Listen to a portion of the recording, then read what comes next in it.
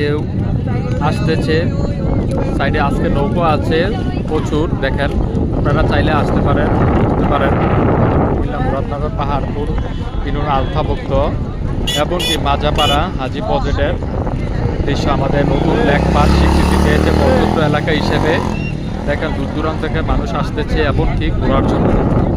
আসলে মানুষ এখানে আসলে একটা শান্তি যে একটা উপভোগ করতে পারে, এখানে না আসলে বুঝতে পারবেন না। প্রচুর মানুষ, এমনকি প্রচুর, এই যে দেখেন, এই যে আমাদের ব্যাংকার চলে আসছে, এই যে সেলিম মাঝি, শাকাওয়াত চলে আসে, ওনাকেও অনেকে শিল্পী হিসাবে চিনে।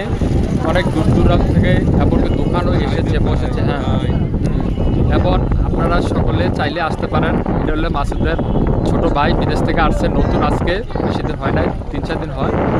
সকলে ভালো থাকবেন, সুস্থ থাকবেন। আল্লাহ হাফেজ।